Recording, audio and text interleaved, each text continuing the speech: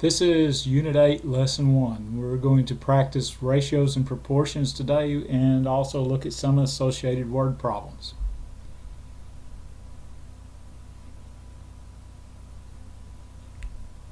So where we start with is definition of ratio. A ratio is simply a comparison of two numbers by division. The ratio of A to B can be written in either of two ways. A colon B, which means A to B, or A over B, which also means A to B. Proportion are simply two ratios that are set equal to each other. So if the two ratios A to B and C to D are equal, then A over B is equal to C over D, and by cross multiplying we end up getting AD equals CB.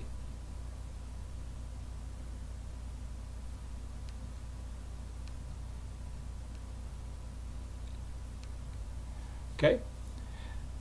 What example 1 wants us to do is determine if the ratios 4 to 5 and 3 to 7 form a proportion. So we set them up and say they're equal.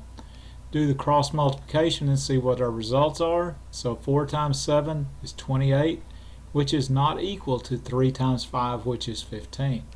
So no, this does not form a proportion. Okay, example 2, they want us to find if the ratios 11 to 5 and 33 to 15 form a proportion. So we set them up in the fractional form, which gives us 11 to 5 equals 23 to 15. We cross multiply, which gives us 165 equals 165, which, yes, since those are equal, they do form a proportion.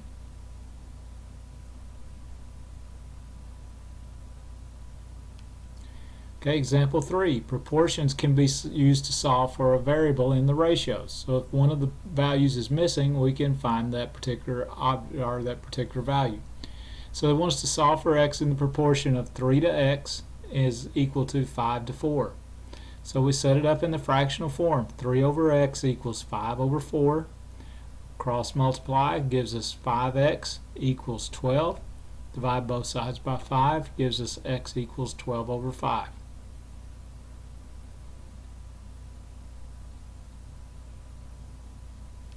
Okay, example 4, proportions can be used to solve for a variable in the ratio this way. So solve for x when the ratio of 4x minus 1 to 5 is equal to x to 4.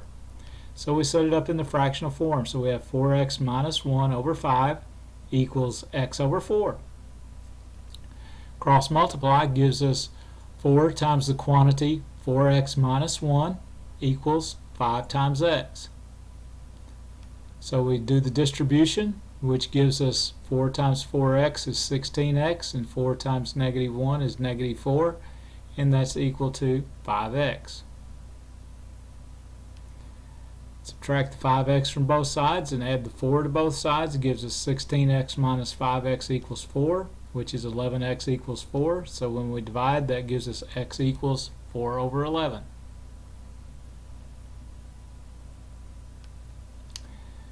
Okay, in many word problems, two variables can be related by the form y equals kx, where k is a constant of proportionality. Y equals kx is considered as a directly varying relationship. Okay, so that means that y varies directly as x is another way to say it.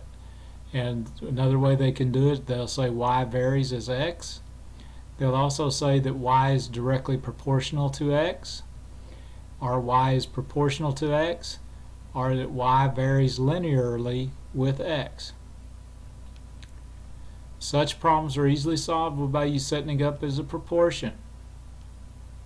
y1 over x1 equals y2 over x2. So one of the ways we can do that is like example 5. If a Benedictine monk can copy 8 manuscripts in 5 days, how many days will it take him to copy 31 manuscripts? So we do m1 over d1 equals m1 over d2. Substitute in, we get 8 over 5 equals 31 over d2. Cross multiply gives us 8 times D2 equals 5 times 31. So D2 is equal to 155 over 8, which is equal to 19.375 days. Alright, example 6 says if the blues are directly proportional to the reds and there are 5 blues when there are 19 reds, how many reds can be expected when there are 15 blues? Okay, so we set it up as blue to red 1, blue to red 2. Okay, so 5 to 19 equals 15 over R2. Cross multiply gives us 5 times the number of reds 2 equals 19 times 15. So 5R sub 2 equals 285. Divide both sides by 5 gives us that R2 equals 57.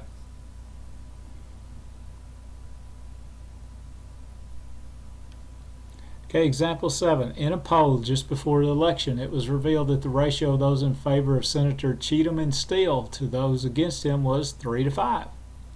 At this rate, how many votes can he expect from 100,000 voters on election day?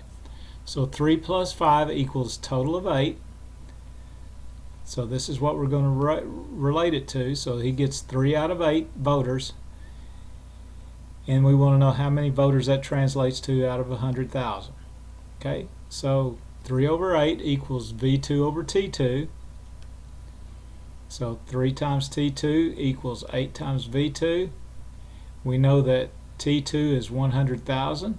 So this gives us 8V2 is equal to 3 times 100,000. 8V2 is equal to 300,000. Divide both sides by 8. Tells us that the number of voters he can expect would be approximately 37,500.